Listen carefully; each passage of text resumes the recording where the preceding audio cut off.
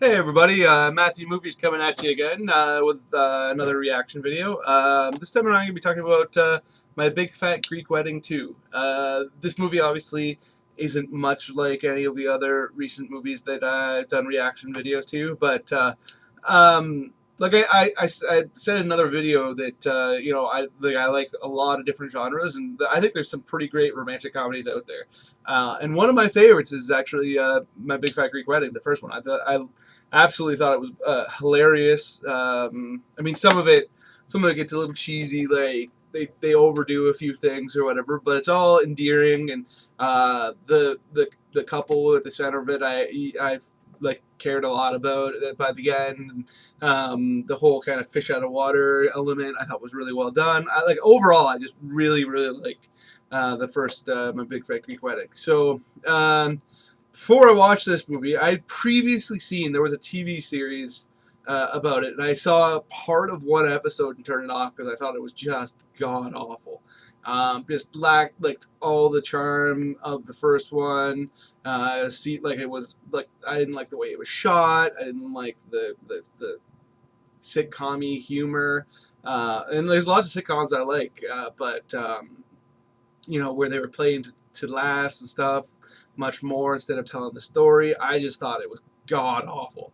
And then before I saw the movie, I had seen a number of reviews that panned this movie, My Big Fat Greek Wedding 2.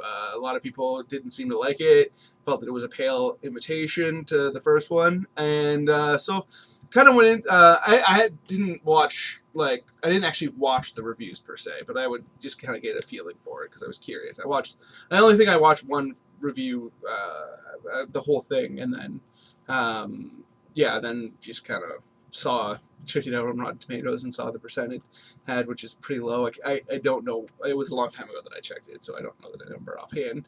And I'm not going to check right now because I don't think you really wanted me to watch me being like, this is me miming typing. It's like a terrible TV show where they're hacking and like all you hear is that was my version of that. But anyhow, so I sat down to watch the movie. Out of sheer curiosity, and because like I said, I really like the first one, and I could totally see what critics were talking about.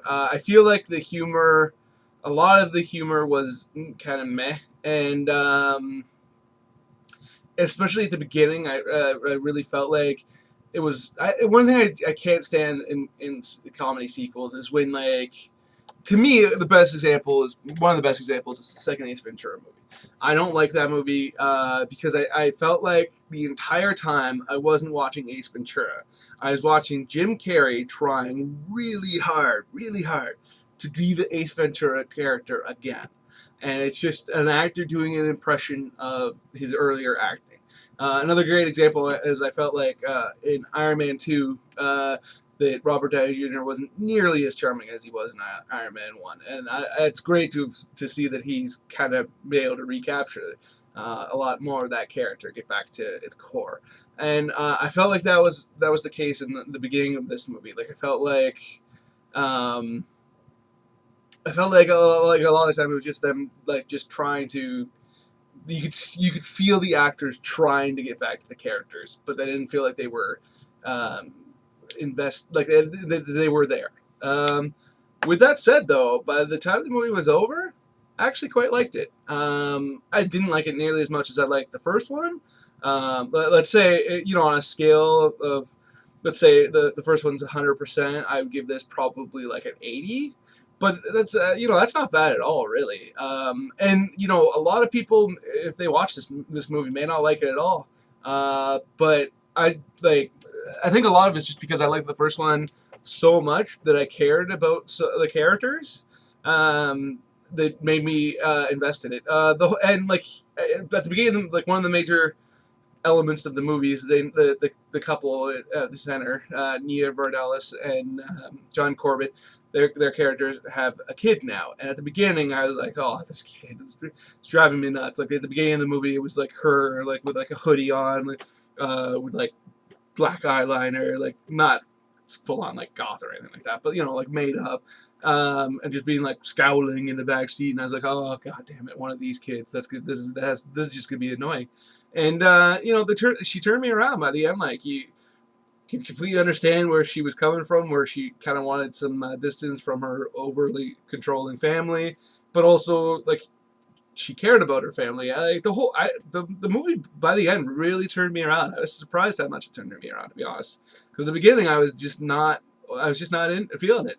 And again, just like the first one, there's some stuff that's not great. From like a story, like some of it just doesn't feel real. Like I'm not gonna go into what because I don't want to give any spoilers, but there's just parts of it that it just didn't feel real to me. And none of that was like the family butting in or anything like that because I can accept that there's families in the world that are like that. My family's not, but I've been around families that were like that, and I think that I think some people are pretty taken aback by my family because we're a loud bunch. But yeah, so, but yeah, all that aside, by the end, I really did grow to like this movie. So yeah, let me know if you saw it, what you thought, if you saw the first one, if you liked it, if you like romantic comedies, and if so, like what kind of romantic comedies you like, and like and subscribe. It would be awesome, especially that subscribe button if you're not already subscribed. I'd really love to get some more. So yeah, I'd love to get these videos out there to more people. So yeah, let me know what you think. Have a good one.